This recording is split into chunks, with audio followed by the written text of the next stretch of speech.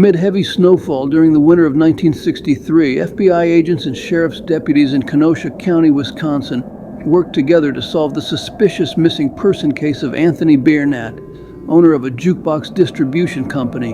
Biernat was last seen on the evening of January 7th when witnesses watched three men force him into a Ford sedan in the parking lot of Kenosha's North Shoreline Railroad Station by Lake Michigan, about 60 miles north of Chicago. Before he disappeared, Biernat, as owner of the Lakeside Music Company, harvested the coins used to play phonograph records inside 85 jukeboxes he owned in cocktail lounges, bowling alleys, and other locations in Kenosha and Racine counties in Wisconsin, and at a Navy boot camp in northern Illinois. 2 decades after his abduction, the Chicago Tribune described the Biernat case as one of the Chicago-Milwaukee area's most baffling mysteries.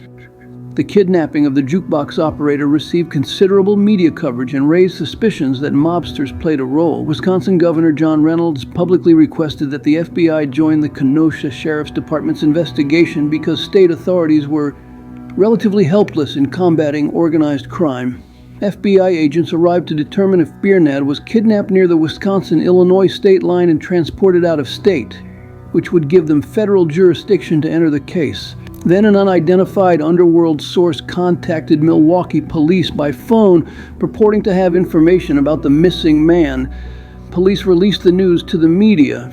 If you want to find Biernat's body, look in the basement of an empty house in an abandoned area in Kenosha County, the person said.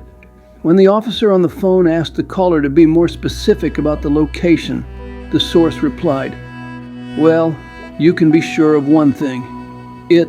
The body, ain't gonna fly away."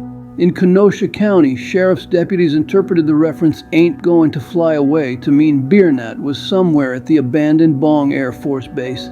The U.S. government started building the planned airbase in rural Kenosha County in the mid-1950s, forcing nearby homeowners to leave but scrapped the project in 1959. On January 28th, deputies drove to the deserted property about 20 miles outside the city of Kenosha and found Biernat's remains in the basement of a vacant farmhouse. The body lay tied up in a shallow grave and covered in lime by someone thinking it would promote decomposition, but the freezing cold weather prevented it. A coroner's examination concluded Biernat died from 3 or 4 vicious blows to the back of his head with a sharp instrument. The FBI and local officers, through confidential sources, heard that the Chicago outfit had ordered the Milwaukee mob, led by boss Frank Balistrieri, to kill Biernat for refusing to enter into a partnership with Chicago and his jukebox company. The Chicago syndicate sought to muscle in on Biernat's jukebox concession at the Great Lakes Training Center in North Chicago. The mob also was said to have desired a share of Biernat's take from coins in Wisconsin, where the majority of his jukeboxes operated. Biernat's neighbors saw him as a respected citizen who nonetheless had ties to organized crime going back to the 1930s, when he serviced many of the illegal slot machines run by Chicago mobsters in northern Illinois. He later worked for a jukebox distributor in Kenosha and took over the machines when the previous owner entered military service in World War II. By 1962, Biernat's business ranked 6th in revenue among the 12 coin-op businesses in the county. When he declined the outfit's demand for a cut of his business, Chicago put out a contract on him and contacted Milwaukee to do the job. Or so the story went at the time. Over the years, different accounts would emerge about what happened to Biernat. In one, underworld sources had heard that before the kidnapping, 3 men from the Milwaukee syndicate were dispatched to Kenosha to put a hit on Biernat for rebuffing the mob's demands. They hoped that if they secretly kidnapped him, police might not realize at first that he was missing. They selected the farmhouse basement as the gravesite as early as December 1962. The scheme worked overall, but things didn't go exactly as intended. The Hoods found a man who knew Biernat and could point him out. They knew where Biernat bought his evening paper, the Kenosha train station. The 4 men waited together in the Ford sedan for Biernat to show. Seeing him drive into the station's parking lot, their finger man identified the intended victim, then ran away. The 3 mob torpedoes got out and grabbed Biernat. He put up quite a fight and bloodied one of the thugs. They shoved him into the Ford, but noticed that some people were watching them. The mobsters, fearing they might be followed, grew nervous, placed a rope around Biernat's neck, and choked him to unconsciousness to keep him quiet. As it happened, none of the witnesses called police. After they drove him to the farmhouse, Biernat awoke in the basement and again kicked and bruised the men. Biernat was struck repeatedly in the head with the butt of a gun, killing him. Still scared about being discovered, they abandoned a plan to seal the cellar with cinder blocks and cement. They covered the body with lime, draped only a piece of canvas over it, and fled. Authorities questioned the other 11 jukebox operators in Kenosha, and none reported being contacted by organized crime. With law enforcement now keeping a watchful eye, it became too hot for the mob to take over Biernat's machines. Deputies had a body, a motive, but no suspect. The watch on Biernat's wrist had stopped at 12:20 a.m., leading them to believe he died after midnight the night he disappeared.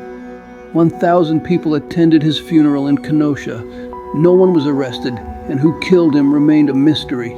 Years later, another tale surfaced about the kidnapping and murder. In Kansas City in 1968, before he died of a heart attack, former mob figure Joseph Joey G. Guerrera confessed to investigators his involvement in Biernat's murder with 2 others.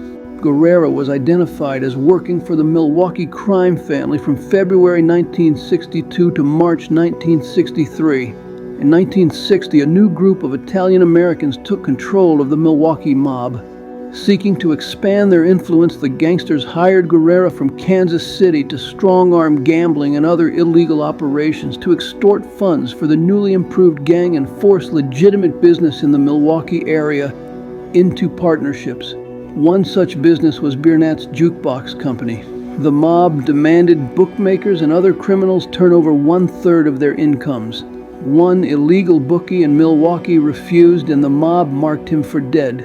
However, when the bookie heard about it, he changed his mind and gave in. Guerrera claimed that Milwaukee ordered him and 2 other henchmen to simply work over Biernat, intimidate him into doing business with the Milwaukee family, but not kill him. Biernat, however, had resisted them in front of witnesses. His violent defense in the basement with his worried captors led to the murder. One of the men hurt by Biernat required a doctor's treatment. None of the 6 people interviewed by law enforcement who witnessed the abduction by the train station could identify any of the suspects. The paranoid gangsters didn't have to kill Biernat after all. The basement grave actually had been prepared for a different intended victim, the Milwaukee bookie who refused at first to give the mob a piece of his bookmaking business, but it became Biernat's. Biernat's departure attracted more heat than the mob expected. When the FBI joined the probe, Milwaukee's syndicate assigned a low-level mob soldier to call local authorities to leak information about Biernat to direct them to the body, thus encouraging the FBI to leave since agents were investigating a possible interstate kidnapping, not murder. The leaker put the blame on the Chicago outfit when in fact Milwaukee had been leaning on Biernat. The Milwaukee gang also feared FBI agents would get wind of its latest moves to expand in Milwaukee and southeastern Wisconsin. More than 20 years after the slaying, the FBI came across a second possible suspect in Biernat's murder. On November 30th, 1984, more than 120 law enforcement officers, including police, 50 FBI agents, and 11 IRS agents, raided a condominium building in Milwaukee to bust a mob-related cocaine sales and extortion racket. Police recovered more than 2 kilograms of cocaine from the basement storage locker of Anthony Pipito, a soldier from Milwaukee boss Balistrieri. Pipito had profited to the tune of $1.2 million in 1984 from selling cocaine. Federal prosecutors used evidence gathered from FBI wiretaps of Pipito's phone conversations. Pipito, his wife, brother, and son were among the dozen people arrested. The raid occurred after Pipito, whose nickname was Tony Pipe, boasted to an FBI informant that he was one of the men who took part in the kidnapping and murder of Biernat.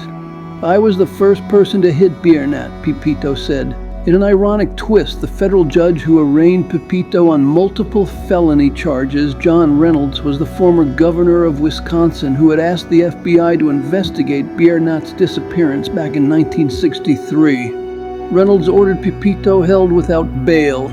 Pipito's wife was convicted of drug-related charges. While Pipito was not charged in the Biernat murder, He was convicted in Milwaukee in 1985 of interstate sales of cocaine, conspiracy, and engaging in a continuing criminal enterprise known as the Kingpin Statute.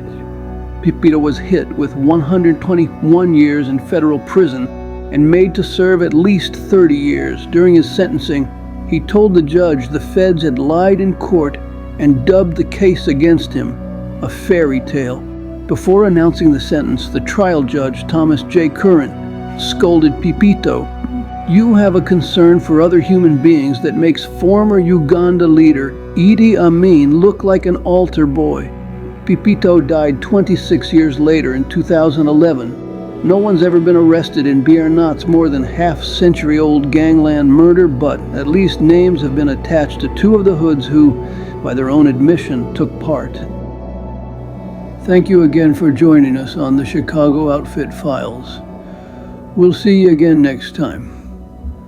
Bye for now.